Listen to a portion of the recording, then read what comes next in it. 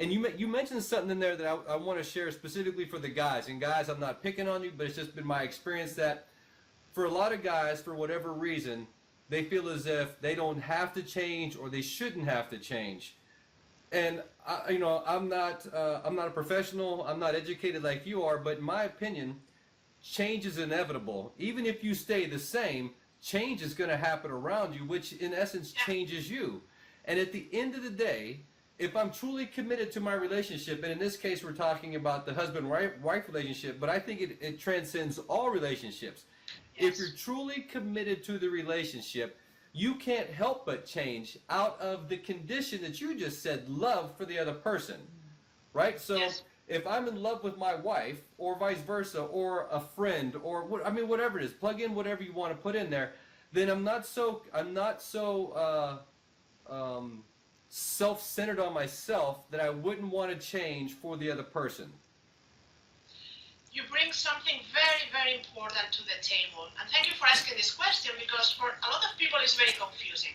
Especially when you have been dating and things are not working. You go through relationship after relationship, your relationship doesn't last, or you can date, but you cannot find the connection that you are looking for. And you said that we don't need to change. Guys sometimes don't want to do this thing that we call inner work. And I agree, you don't need to change. What you need to do is to be authentically you. But you have to know yourself. How are you going to be authentically you if you don't know who you are? Then you just present the persona. You go into a date and try to sell yourself and be the best version of yourself. It doesn't work. Why? Because your energy is talking through you. It's telling everything you are not saying to the woman. It's there on top of the table. It doesn't matter if you don't say it. It doesn't matter if you use different words. But your energy will say it. Then the best advice to go into a date is be you. But that's so difficult for a lot of people. That's just like, okay, who I am first, and second, how I express it, because we are not used. We have like different roles, different personalities, depending if we are at work, we are so serious and professional and this, and we are at home and we are funny, but we don't express this side of ourselves. Then the important is that you put into agreement all of you, all of who you are. Then you cannot love something that you don't know what it is. If you want to be with someone, you want to know everything about this person, yes or no? Oh yeah, yes. You will ask all the questions. What do you like? Because you are interested. But first, you have to do this with yourself. This is what self-love is about. It's accepting unconditionally who you are. No matter what, the good and the not very good. Then you can present it into someone else, and then you can expect that the other person accepts you the same way. Sure. But if you judge yourself, it's going to be very difficult that someone else say, okay, I like you the way you are, because you cannot receive this energy. It's not within you yet.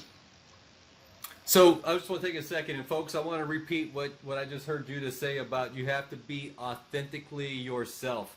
I can remember a couple of years back, not in our relationship, but we were having this conversation.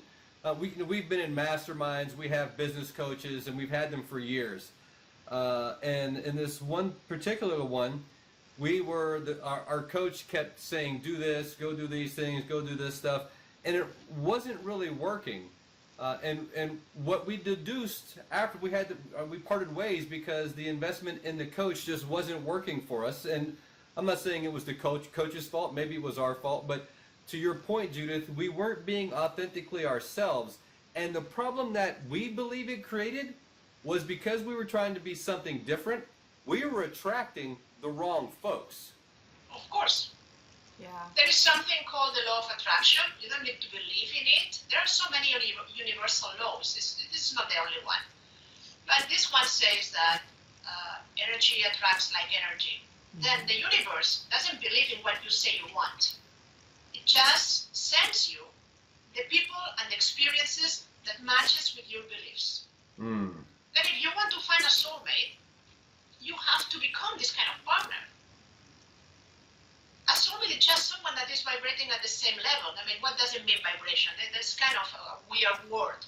But what it means is that if you want more love, be loving. Yeah.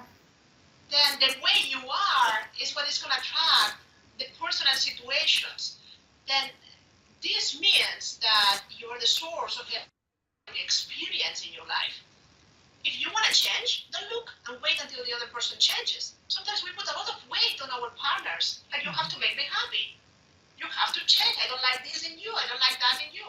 But we don't understand that we are creating these experiences for our own self-growth, because there is something for us to learn there. And you change yourself, you change your life. It's not about the rest of the world. It's about that when you start acting differently, when you love yourself, you are able to be with a partner that already loves himself or herself. If not, you can ask for whatever you want, but it's not going to happen because energetically there is no match.